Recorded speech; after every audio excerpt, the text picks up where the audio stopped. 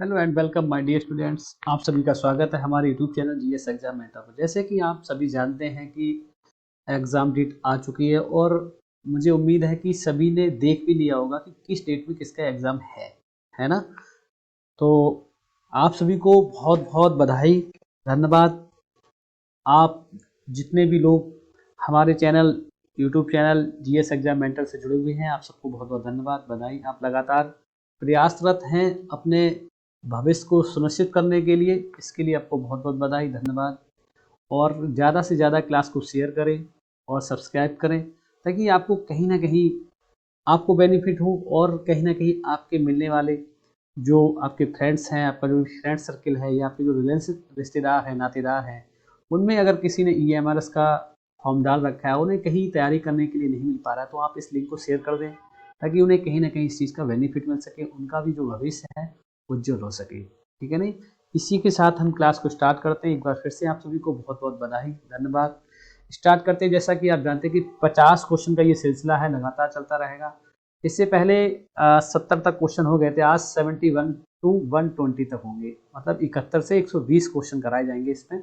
ये सारे क्वेश्चन आपके बहुत ही इंपॉर्टेंट हैं। बिना किसी देरी के, बिना किसी उसके क्लास को स्टार्ट करते चलिए, आइए जुड़ जाइए आप सभी लोग हमारे YouTube channel GS exam mentor से। पहला क्वेश्चन है, छात्रावास पर्यवेक्षक को छात्रावास के भीतर कथित बदमाशी के मामले को कैसे संभालना चाहिए।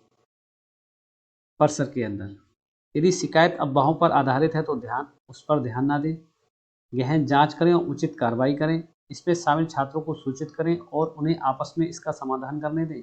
घटना की सूचना देने वाले व्यक्ति को परेशानी पैदा करने के लिए दंडित करें। बिल्कुल नहीं। सबसे जो पर्यवेक्षक है या जो छात्रावास में कर्मचारी हैं, छात्रावास के अंदर किसी तरह की अगर कथित बदमाशी के मामले सामने आते तो उस स्थिति में क्या करना चाहिए, सबसे पहले उसकी जांच करनी चाहिए, इसके बाद उचित कार्रवाई करनी चाहिए। ठीक है नहीं। तो option B is the right answer. Option B is the right answer. Clear हुई बात। एक एक क्वेश्चन में आप बहुत ही बेहतरीन तरीके से समझाने की कोशिश करूंगा ताकि आप बेहतरीन तरीके से समझ जाए। आपको ऑप्शन रखने की आवश्यकता नहीं है, आपको समझना है। अगर आप इन चीज़ों को समझ लेते हैं, पॉइंट टू पॉइंट समझ लेते हैं, निश्चित रूप से आप मानिए कि आप इसमें 30 में 30 नंबर ला सकते हैं, क्योंकि ये आपका जो ईएमआरएस हॉस्टल वार्डन का एग्जाम होगा उसमें 30 नंबर का आने वाला है। ठीक है। छात्रावास निवासियों के बीच समुदाय और सौहार्द की भावना को प्रोत्साहित करने के लिए निम्न में से कौन सा उपयुक्त दृष्टिकोण है। टकराव से बचने के लिए अलग अलग पृष्ठभूमि के छात्रों को अलग करें। छात्रों के भाग लेने के लिए नियमित सामाजिक कार्यक्रमों और गतिविधियों की व्यवस्था करें। अनुशासन बनाए रखने के लिए सख्त नियम और कर्फ्यू लगाएं। छात्रों को आत्मनिर्भर बनने में मदद करने के लिए व्यक्तिवाद को प्रोत्साहित करें। बिल्कुल नहीं। तो देखिए, अगर निवासियों के जो अलग अलग तरह के लोग हैं, निवासी हैं, समुदाय हैं, अलग अलग समुदाय हैं, उनकी भावनाओं को अगर प्रोत्साहित करना है तो क्या करना होगा, नियमित सामाजिक कार्यक्रम और गतिविधियों की व्यवस्था करनी होगी। तो इसमें भी आपका कौन सा हो जाएगा, option B is the right answer. ठीक है। नेक्स्ट क्वेश्चन आपका, निम्नलिखित में से कौन छात्रावास वार्डन के कर्तव्यों का हिस्सा नहीं है। नियमित कक्ष निरीक्षण करना, व्यक्तिगत और शैक्षणिक मुद्दों में छात्रों की सहायता करना, छात्रावास कार्यक्रमों की योजना बनाना और आयोजन करना, स्कूल पाठ्यक्रम डिजाइन करना। तो इसमें कौन सा जो है वो उनका हिस्सा नहीं है, किसका, हॉस्टल जो वार्डन होते हैं उनका। स्कूल पाठ्यक्रम को डिजाइन करना वार्डन के कर्तव्य है, उसमें ये नहीं आता। तो option D is the right answer. Next question आपका है, छात्रावास में चिकित्सीय आपातकाल की स्थिति में वार्डन को सबसे पहले क्या करना चाहिए। छात्रावास प्रबंधन को सूचित करें, छात्र के माता पिता या अभिभावकों को बुलाएं, प्राथमिक चिकित्सा प्रदान करें और यदि आवश्यक हो तो चिकित्सा सहायता के लिए कॉल करें। स्थिति पर ध्यान ना दें और कोई वह वार्डन की जिम्मेदारी नहीं है। देखिए, चिकित्सीय आपात की स्थिति में वार्डन को सबसे पहले क्या करना चाहिए, जो प्राथमिक चिकित्सा है, वो सबसे पहले उसे प्रदान करें और इसके बाद यदि आवश्यक है तो चिकित्सा सहायता के लिए कॉल करें। तो आवश्यक कौन सा ऑप्शन हो जाएगा, option C is the right answer. Option C is the right answer. Next question आपका, भारत में छात्रावासों का प्राथमिक उद्देश्य क्या है। पर्यटकों के लिए आवास उपलब्ध कराना, छात्रों और कामकाजी पेशेवरों के लिए अस्थायी आवास की पेशकश, आधिकारिक दौरों के दौरान सरकारी अधिकारियों को आवास देना, व्यावसायिक यात्रियों के लिए लग्जरी आवास की पेशकश। देखिए, ये तो उसका जो प्राथमिक उद्देश्य है वो क्या है ये पता करना है। तो उसका जो कहना चाहिए छात्रावास का जो प्राथमिक उद्देश्य क्या है, आप सभी जानते हैं। छात्रावास में कौन रहते हैं? छात्र रहते हैं। और छात्रों को क्या किया जाता है? अस्थायी तौर से आवास दिया जाता है। और जो कामकाज पेशेवर का तौर तरीके बात करें एजुकेशन की, शिक्षा की या कामकाज की, वो सारी चीज़ें उन्हें प्रदान की जाती है, सिखाया जाता है। ठीक है, नहीं तो option B is the right answer. ठीक है, नेक्स्ट क्वेश्चन आपका बेहतरीन क्वेश्चन है, एक से एक इंपॉर्टेंट क्वेश्चन है। अगर आप प्रैक्टिस सेट लगाएंगे तो निश्चित रूप से आपको इनसे क्वेश्चन मिलेंगे। शिक्षा के संदर्भ में छात्रावास मुख्य रूप से डिजाइन किए गए हैं। संकाय सदस्य और विश्वविद्यालय कर्मचारी, स्कूलों में पढ़ने वाले छात्र, कॉलेज और विश्वविद्यालय के छात्र, माता पिता अपने बच्चों से शैक्षणिक संस्थानों में मिलने जाएं। देखिए, शिक्षा के संदर्भ में जो छात्रावास है मुख्य रूप से डिजाइन किए गए, किस आधार पर डिजाइन किए गए ये पूछा गया है। उनका बेस क्या है? तो कॉलेज और विश्वविद्यालय के बेस पे ये डिजाइन किया गया। Option C is the right answer. Next question, Bharat में छात्रों के लिए कई छात्रावासों की देखरेख और प्रबंधन के लिए कौन सा सरकारी निकाय या संगठन जिम्मेदार है? पर्यटन मंत्रालय, Indian hotel and restaurant association, विश्वविद्यालय अनुदान आयोग, भारतीय सांस्कृतिक संबंध परिषद। देखिए, छात्रों के छात्रावास की देखरेख और प्रबंधन के लिए अगर कोई सरकारी निकाय या संगठन जो जिम्मेदार हो, कौन होता है? यूजीसी, विश्वविद्यालय अनुदान आयोग। Option C is the right answer. Option C is the right answer. ठीक है, नेक्स्ट क्वेश्चन देखते हैं। नेक्स्ट क्वेश्चन आपका, भारत में छात्रावास की अवधारणा किस ऐतिहासिक युग से मिलती है?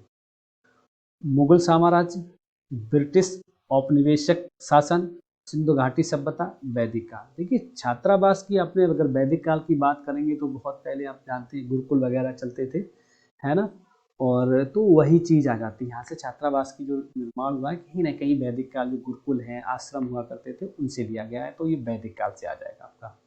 ये option D is the right answer. Option D is the right answer. Next, कौन सा संगठन 1949 में स्थापित किया था और यह भारत की सबसे पुरानी और सबसे बड़ी छात्रावास श्रृंखलाओं में से एक है? इंडियन यूथ हॉस्टल एसोसिएशन, राष्ट्रीय छात्रावास निगम, भारतीय पर्यटन निगम, इंटरनेशनल यूथ हॉस्टल फेडरेशन। इसमें से ये बताना पूछा गया है कि 1949 में स्थापित किया गया था और भारत की सबसे पुरानी और सबसे बड़ी छात्रावास श्रृंखला है, ये चीज बतानी है। तो कौन सा है? Indian youth hostel association. Option A is the right answer. Option A is the right answer. इसका जो निर्माण हुआ था, जो इसका स्थापित किया गया था, वो 1949 में स्थापित किया गया, जैसा कि क्वेश्चन में दे रखा है। नेक्स्ट क्वेश्चन आपका, आप किस शहर में प्रसिद्ध गांधी पीस फाउंडेशन हॉस्टल पा सकते हैं जो सामाजिक कार्यकर्ताओं और शोधकर्ताओं को आवास प्रदान करता है? तो इसे किस शहर में आप पा सकते हैं? दिल्ली में, मुंबई, कोलकाता, चेन्नई। ये क्वेश्चन आपका बहुत इंपॉर्टेंट हो जाता है। तो किसमें? दिल्ली में। Option A is the right answer. ठीक है, नेक्स्ट क्वेश्चन आपका, भारत में जवाहर नवोदय विद्यालय सरकार द्वारा संचालित आवासीय विद्यालय है जो मुख्य रूप से छात्रों को सेवा प्रदान करते हैं। किस तरह के छात्रों को? शहरी छात्रों को। ऑप्शन दूसरा है आदिवासी और ग्रामीण क्षेत्र, विदेशी, देश विदेश मतलब होगा समाज के वंचित वर्ग। तो जवाहर नवोदय जो कहना चाहिए विद्यालय है सरकार द्वारा संचालित जो आवासीय विद्यालय है, इसके द्वारा किसको सेवा प्रदान की जाती है? ऑप्शन बी, आदिवासी और ग्रामीण क्षेत्र के जो स्टूडेंट्स हैं, छात्र हैं, उनको। Option B is the right answer. Next question आपका, मुंबई में युवा शक्ति मॉडल हॉस्टल निम्नलिखित के लिए आवास प्रदान करता है? वरिष्ठ नागरिक, सड़क पर रहने वाले बच्चे, विदेशी पर्यटक, सरकारी अधिकारी। किसके लिए करता है ये पूछा गया। तो ये किसके लिए करता है? सड़क पर जो मुंबई में युवा शक्ति मॉडल हॉस्टल है ये सड़क पर रहने वाले बच्चों के लिए आवास प्रदान करता है। तो option B is the right answer. Option B is the right answer.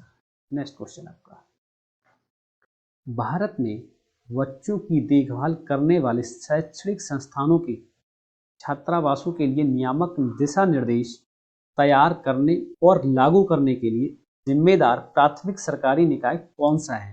तो आप लोग देखिए, आप लोग पढ़ रहे हैं, अच्छी बात है। इसके साथ साथ आप अगर कहना चाहिए साथ साथ में ऑप्शन का कमेंट करते चले जाएंगे तो आपको बहुत और अच्छा लगेगा, आपको ये चीज़ें याद हो जाएंगी, माइंड मेकअप हो जाएंगी। इसलिए आप जो कोशिश कर रहे हैं उसका कमेंट में ऑप्शन दे दिया करें तो बहुत मज़ा आएगा, है ना। आपको अच्छा लगेगा, आपको कहीं ना कहीं याद रहेंगी ये चीज़ें। जितनी चीज़ें हम राइट कर लेंगे, हाथ के नीचे से निकाल देंगे, वो चीज़ें याद रह जाती हैं। ठीक है नहीं, चलिए स्टार्ट करते हैं। अब जो क्वेश्चन, हाँ, प्राथमिक सरकारी निकाय कौन जिम्मेदार है, ये पूछा गया है। ठीक है नहीं, तो देखते हैं। विश्वविद्यालय अनुदान आयोग, राष्ट्रीय अध्यापक शिक्षा परिषद, केंद्रीय माध्यमिक शिक्षा बोर्ड, राष्ट्रीय बाल अधिकार संरक्षण आयोग। देखिए पूछा क्या है, क्वेश्चन को समझना होगा। ये पूछा गया बच्चों की देखभाल करने वाले शैक्षणिक संस्थानों के छात्रावास को नियामक दिशा निर्देश। देखिए देखभाल की अगर बात करी गई तो बाल अधिकार संरक्षण से रिलेटेड होगा, तो ये कौन सा हो जाएगा आपका? Option D is the right answer, NCPCR. ठीक है, ये देखभाल से संबंधित बात आ जाए, संरक्षण से संबंधित बात आ जाए तो वही होता है एनसीपीसीआर। ठीक है, नेक्स्ट क्वेश्चन आपका, नियामक दिशा निर्देशों के अनुसार शैक्षणिक संस्थानों के छात्रावास में रहने के लिए बच्चों की अधिकतम आयु सीमा क्या है? 12 वर्ष, 15 वर्ष, 18 वर्ष, 21 वर्ष। तो क्या है अधिकतम सीमा इनकी, कितनी है? सभी जानते हैं, कमेंट कर बताएं क्या है। ऑप्शन सी 18 वर्ष। कितनी है? 18 वर्ष। ठीक है, कमेंट करते रहिएगा, कमेंट करने से चीज़ें याद होती हैं। नेक्स्ट क्वेश्चन, दिशा निर्देशों के अनुसार छात्रावास में बच्चों की देखरेख के लिए अनुशासित कर्मचारी से छात्र अनुपात क्या है? 1:5, 1:10, 1:15, 1:20। कितना होगा ये पूछा गया है, तो कितना होगा? 1:15 होगा। ये किसका, ये ध्यान रखना है, कर्मचारी और छात्रों का अनुपात है। मतलब 15 बच्चों पर एक कर्मचारी बचेगा औसतन रेशियो के हिसाब से। ये क्वेश्चन थोड़ा सा नीचे है, ये क्वेश्चन ये वाला यहाँ ना होकर ये नीचे था, यहाँ लिख लेंगे। ये यहाँ पे लिखा जाएगा, छात्रावास क्षेत्र में प्रति बच्चे की दिशा निर्देशों के अनुसार न्यूनतम स्थान की आवश्यकता क्या है, ये पूछा गया है। तो क्या है ये पूछा गया है, 3 वर्ग मीटर, 5 वर्ग मीटर, 7 वर्ग मीटर, 10 वर्ग मीटर। कितनी आवश्यकता होती है एक बच्चे की? तो ये होती है 7 वर्ग metre. Option C is the right answer. Option C is the right answer. ठीक है, नेक्स्ट क्वेश्चन आपका, छात्रावास में कितने जूनियर हॉस्टल होते हैं? छात्रावास में कितने जूनियर हॉस्टल होते हैं? 4, 2, 8, 10। तो जूनियर हॉस्टल कितने होते हैं? 4। टोटल अगर पूछे जाएंगे तो 8, जूनियर पूछे जाएंगे 4, और प्राइमरी मतलब उस टाइप से पूछे जाएंगे तो ये जूनियर और मतलब 6 से 8 और 9 से 11, ये दोनों में कितने होते हैं आपके? 4 4 होते हैं। ठीक है, नेक्स्ट क्वेश्चन आपका है, लड़कियों के हॉस्टल में कितने हाउस मास्टर होते हैं? 4, 12, 8, सभी। तो कितने होंगे? 4 होंगे। कितने होंगे? 4। प्रत्येक सदन में छात्रों की संख्या क्या होगी? 100, 160, 50, 200। देखिए यहाँ पे क्या पूछा है, क्वेश्चन को समझना बहुत जरूरी हो जाता है। यहाँ से क्वेश्चन को समझना बहुत जरूरी हो जाता है। यहाँ से ये पूछा है प्रत्येक सदन में छात्रों की संख्या कितनी होती है? छात्रों की संख्या आप जानते हैं कितनी होती है? 50 होती है। कितनी होती है? 50। तो ऑप्शन, अच्छा ये नीचे पहुंच गया ऑप्शन बी, 50 होगा। Option B is the right answer. ठीक है, नेक्स्ट क्वेश्चन, अंतर सदन गतिविधियों के लिए कितने समूह बनाए जाएंगे? अंतर सदन गतिविधियों के लिए कितने समूह बनाए जाएंगे? ये चीज तो कौन से कितने समूह बनाए जाएंगे? ऑप्शन ए है 4, ऑप्शन बी 2, कोई नहीं, सभी। कौन सा हो जाएगा? ऑप्शन ए इज द कितने समूह बनाए जाएंगे? 4 समूह बनेंगे, ठीक है ना। नेक्स्ट क्वेश्चन, सदन के लिए नियम है। सदन बार बार बदला जाएगा। सदन तब तक नहीं बदलना चाहिए जब तक 12वीं कक्षा पूरी ना कर ले। कभी कभी सदन बदल सकता है सभी। तो ये option D is the right answer. सदन के नियम ये है, option D is the right answer. Next question, सदन के लिए नियम है। सदन बार बार बदला जाएगा। सदन तब तक नहीं बदलना चाहिए जब तक 12वीं कक्षा पूरी ना कर लें। कभी भी सदन बदल सकता है सभी, बिल्कुल नहीं। सदन नहीं बदला जाएगा कब तक? जब तक कि आप 12वीं पूरी नहीं कर लेंगे, ठीक है। नेक्स्ट क्वेश्चन आपका, प्रत्येक सदन में कितने प्रीफेक्ट्स होंगे? ए, ऑप्शन ए 2, 1, 10, 4, कितने होंगे? तो प्रीफेक्ट्स कितने होते हैं? 2 होते हैं। देखिए कैप्टन आपका कितना होता है? कप्तान 1, उप कप्तान 1, और प्रीफेक्ट्स जो होते हैं आपके वो कितने होते हैं? 2 होते हैं। Option A is the right answer, ठीक है। नेक्स्ट क्वेश्चन, नेक्स्ट क्वेश्चन क्या है देखेंगे। छात्रों की आर्थिक व सामाजिक पृष्ठभूमि किस रजिस्टर में दर्ज की जाएगी?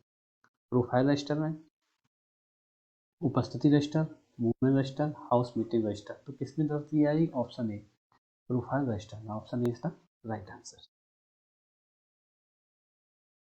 नेक्स्ट क्वेश्चन, छात्रों के व्यवहार परिवर्तन पर नजर रखने के लिए कौन सा रजिस्टर होगा? शैक्षणिक रजिस्टर, गतिविधियां रजिस्टर, घरेलू रजिस्टर, परामर्श रजिस्टर। देखिए छात्रों के व्यवहार परिवर्तन पर नजर रखने कौन सा जो रजिस्टर है वो कौन सा हो जाएगा आपका? ये बहुत इंपॉर्टेंट क्वेश्चन है आपका। कौन सा हो जाएगा? परामर्श register. Option D is the right answer. बहुत ही महत्वपूर्ण प्रश्न है आपका। नेक्स्ट क्वेश्चन आपका, किस वर्ग आयु के छात्रों के लिए अलग अलग छात्रावास होंगे? 10 वर्ष से कम, 11 से 15, 10 वर्ष से अधिक, सभी। देखिए किसी भी उम्र का हो, छात्रावास में अलगाव ही निश्चित है। छात्रावास में अलग अलग छात्रावास होंगे, उम्र कुछ भी हो, ठीक है ना। नेक्स्ट क्वेश्चन, छात्रावास के स्वच्छ वातावरण की जिम्मेदारी होगी वार्डन की, क्लीनर की, छात्रों की, सभी की होगी, ठीक है ना। नेक्स्ट क्वेश्चन, छात्रावास में कीट नियंत्रण होगा। छात्रावास में कीट नियंत्रण होगा, हर दिन होगा, हर महीने होगा, हर सप्ताह होगा, वार्षिक होगा। तो कीट नियंत्रण वार्षिक होता है। तो option D is the right answer. Next question, छात्रावास में छात्र व शौचालय के मध्य अनुपात होगा 1:7, 1:20, 1:10, 2:5। कितना होता है छात्रावास में छात्र व शौचालय के मध्य अनुपात कितना होता है? ये क्वेश्चन पूछा, ये बहुत ही महत्वपूर्ण क्वेश्चन होता है। 1:7। Option is the right answer. Option is the right answer. Next question आपका, छात्रावास में छात्र व बाथरूम के मध्य अनुपात होगा 1:20, 1:10, 2:10, सभी। कितना होगा ये पूछा गया है। कितना होगा? तो 2:20 होगा। ऑप्शन सॉरी 1:10 होगा। Option C is the right answer. Option C is the right answer. Clear हुई बात? ठीक है। नेक्स्ट क्वेश्चन आपका, शौचालय व स्नान गृहों की सफाई प्रतिदिन कितनी बार होगी? शौचालय व स्नान की सफाई जो होगी वो प्रतिदिन कितनी बार होगी? 2 बार, 4 बार, 3 बार, 7 बार। कितनी बार होगी? 2 बार होगी। कितनी बार होगी? 2 बार। Option A is the right answer. हर महीने छात्रावास के बिस्तरों को कितनी बार धूप में सेकना होगा? हर महीने में छात्रावास के बिस्तरों को कितनी बार सुखाना होगा या सेकना होगा? वो एक ही बात होती है। 4 बार, 2 बार, 3 बार, सभी। Option B is the right. 2 बार सुखाना होता है 15 दिन में, ठीक है। नेक्स्ट क्वेश्चन, छात्रावास में बिस्तरों का कीटाणु शोधन वर्ष में कितने बार होगा? छात्रावास में जो बिस्तर हैं, बिस्तरों का जो कीटाणु शोधन है वो वर्ष में कितनी बार होगा? 1 बार, ए व बी, 2 बार, कोई नहीं। तो option B is the right answer, 2 बार। नेक्स्ट क्वेश्चन, छात्रों के व्यवहार रिकॉर्ड के बारे में वार्डन प्रिंसिपल को रिपोर्ट करेगा। सप्ताह में 1 बार, प्रतिदिन, महीने में 1 बार, कोई नहीं। कितनी बार करेगा? ऑप्शन बी, प्रतिदिन करेगा। कितनी बार करेगा? प्रतिदिन। नेक्स्ट क्वेश्चन है आपका, इंपॉर्टेंट क्वेश्चन है। 104 नंबर है क्वेश्चन है, बच्चों की समितियों की बैठक होगी चुनाव से एवं नियुक्ति से ए व बी दोनों से, कोई नहीं। तो बच्चों की जो समितियों की बैठक होगी, समितियों की जो बैठक होगी ये पूछा, ये क्वेश्चन आपका बहुत इंपॉर्टेंट है। किससे होगा, ये इंपॉर्टेंट डाल लीजिएगा, चुनाव से, ठीक है नहीं। बच्चों की स्वास्थ्य जांच होगी प्रति तिमाही, वार्षिक, प्रत्येक माह, अर्धवार्षिक। तो कब होगी बच्चों की स्वास्थ्य की जांच होगी, प्रति तिमाही होगी। Option A is the right answer, option A is the right answer, ठीक है। नेक्स्ट, अधीक्षक व छात्र का अनुपात होगा 1:200, 3:200, 2:200, 4:200। तो एक छात्र और अधीक्षक का जो अनुपात होगा वो 1:200 होगा। Option A is the right answer. Next, छात्रावास में कमरे में होने वाली टूट फूट का जिम्मेदार होगा, छात्र होगा, वार्डन होगा, वार्डन बॉय होगा, सहायक होगा। देखिए, छात्रावास के कमरे में अगर कोई टूट फूट होती तो उसका जिम्मेदार छात्र होगा। कौन होगा, छात्र होगा। Option A is the right answer, option A is the right answer, ठीक है। नेक्स्ट क्वेश्चन देखते हैं, इंपॉर्टेंट क्वेश्चन है, एक एक क्वेश्चन आपका इंपॉर्टेंट है। एक छात्रावास, वार्डन छात्रावास में अग्र सुरक्षा, अग्र का मतलब समझते हो, पहले से सुरक्षा होनी चाहिए, और आपातकालीन तैयारियों में कैसे योगदान दे सकता है।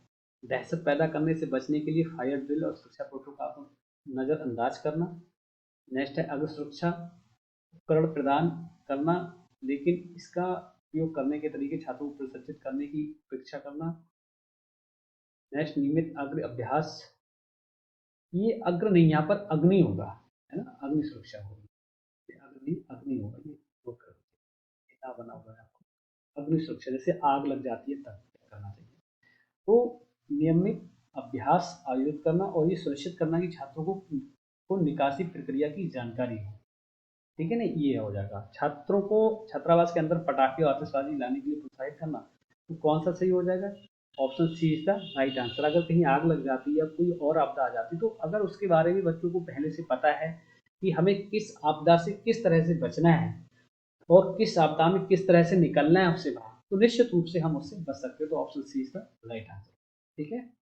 नेक्स्ट, 109, छात्रावास के वित्त प्रबंधन के संदर्भ में एक वार्डन को क्या प्राथमिकता देनी चाहिए।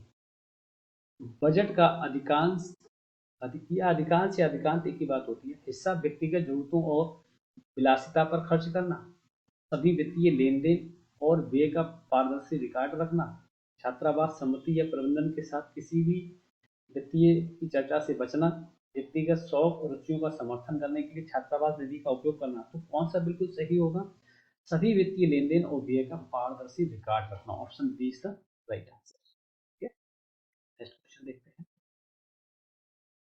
एक छात्रावास वार्डन छात्रावास में नए छात्रों के आगमन को प्रभावी ढंग से कैसे संभाल सकता है।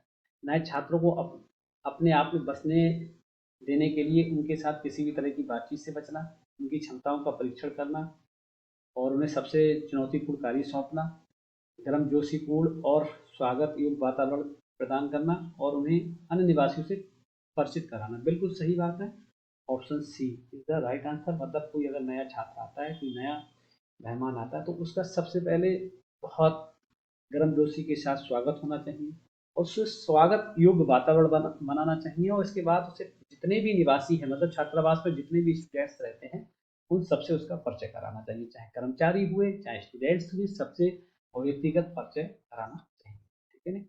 नेक्स्ट क्वेश्चन, छात्रों के बीच पर्यावरण जागरूकता को बढ़ावा देने में एक छात्रावास वार्डन की क्या भूमिका होती है।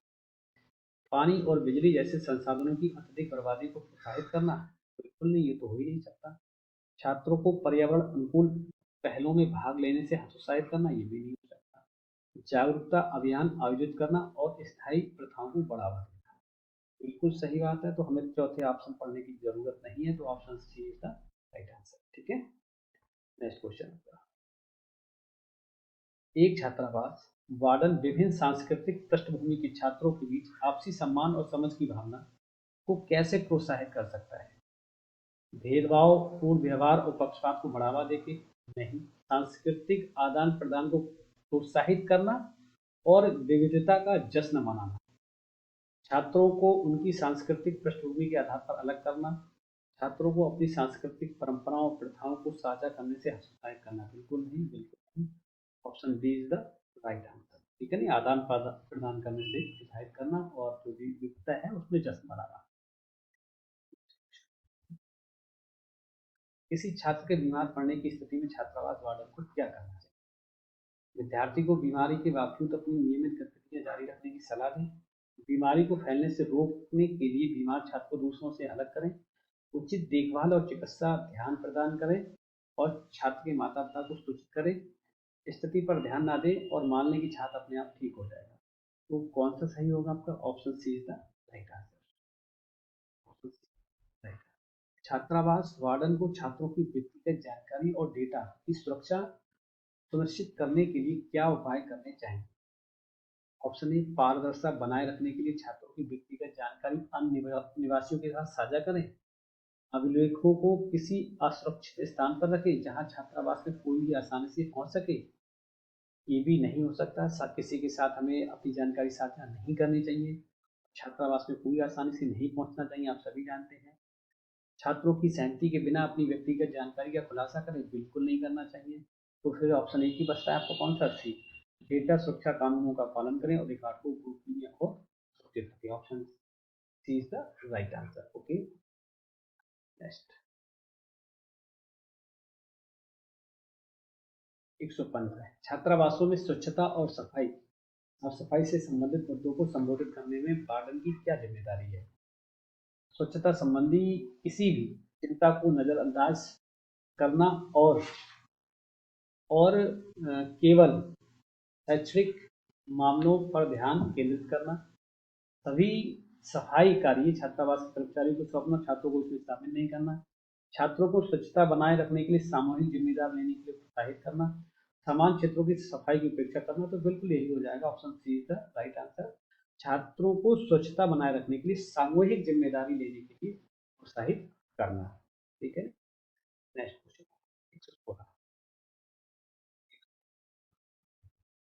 एक छात्रावास वार्डन छात्रों के रखरखाव और मरम्मत अनुरोधों का कुशल संचालन कैसे सुनिश्चित कर सकता है? ऑप्शन ए, लागत बचाने के लिए सभी रखरखाव कार्यों में देरी करना। उचित प्रशिक्षण के बिना छात्रों को रखरखाव कार्य सौंपना। छात्रों के लिए मुद्दों की तुरंत रिपोर्ट करने और मरम्मत का समन्वय करने के लिए प्रणाली लागू करना। रखरखाव अनुरोधों को अनदेखा करना और प्रशासनिक कार्यों को प्राथमिकता देना। बिल्कुल नहीं, तो option C is the right answer. मुद्दों की तुरंत रिपोर्ट करने और मरम्मत का समन्वय करने के लिए प्रणाली को लागू करना, ये रहेगा इसका आंसर। नेक्स्ट क्वेश्चन, छात्रों के बीच समावेशी और सहिष्णु माहौल को बढ़ावा देने के लिए छात्रावास वार्डन को क्या करना चाहिए? भेदभावपूर्ण व्यवहार और पूर्वाग्रह को प्रोत्साहित करें। छात्रों को उनकी रुचियों के आधार पर विशेष समूह बनाने की अनुमति दें। विविधता और समावेशिता को बढ़ावा देने के लिए कार्यक्रम और कार्यशालाएं आयोजित करें। छात्रों को उनकी अनूठी सांस्कृतिक पृष्ठभूमि और परंपराओं को साझा करने से हतोत्साहित करें। ये नहीं होगा। तो क्या होगा? छात्रों के बीच समावेशी और सहिष्णु माहौल को बढ़ावा देने के लिए छात्रावास वार्डन को क्या करना चाहिए? तो उनको क्या करना चाहिए ये देख लेते हैं। ठीक है, तो क्या करना चाहिए? जो विविधता और समावेशिता को बढ़ावा देने के कार्यक्रम और कार्यशालाएं हैं उनको आयोजित करना चाहिए, तभी ये पॉसिबल है। ठीक है, नहीं तो ऑप्शन कौन सा हो जाएगा? Option C is the right. Next, एक छात्रावास वार्डन ऑफ कैंपस गतिविधियों या भ्रमण के दौरान छात्रों की सुरक्षा में कैसे योगदान दे सकता है? दायित्व से बचने के लिए ऑफ कैंपस गतिविधियों को में भाग नहीं ले। पूर्व योजना या सुरक्षा उपायों के बिना ऑफ कैंपस गतिविधियों का संचालन करना। उचित पर्यवेक्षण, परिवहन और सुरक्षा दिशा निर्देशों का पालन सुनिश्चित करना। छात्रों को बिना किसी पर्यवेक्षण के ऑफ कैंपस गतिविधियों में शामिल होने की अनुमति देना। ये पूछा, तो कौन सा हो जाएगा? तो option C is the right answer. उचित पर्यवेक्षण, उचित परिवहन और सुरक्षा दिशा निर्देशों का पालन सुनिश्चित करना। नेक्स्ट क्वेश्चन आपका, एक छात्रावास वार्डन छात्रावास के निवासियों और उनके पड़ोसियों के बीच विवादों को कैसे संभाल सकता है आसपास के समुदाय में? तो विवादों को नजरअंदाज करना या मान लें कि वो आप अपने आप सुलझ जाएगा? बिल्कुल नहीं। छात्रावास के अधिकार का दावा करने के लिए स्वतंत्रता का प्रोत्साहित करें? बिल्कुल नहीं। शामिल पक्षों की मध्यस्थता करना और सौहार्दपूर्ण समाधान निकालना, बिल्कुल ये सबसे बेहतरीन तरीका है। ऑप्शन सी इसका राइट आंसर। चौथा पढ़ने की हमें आवश्यकता नहीं है।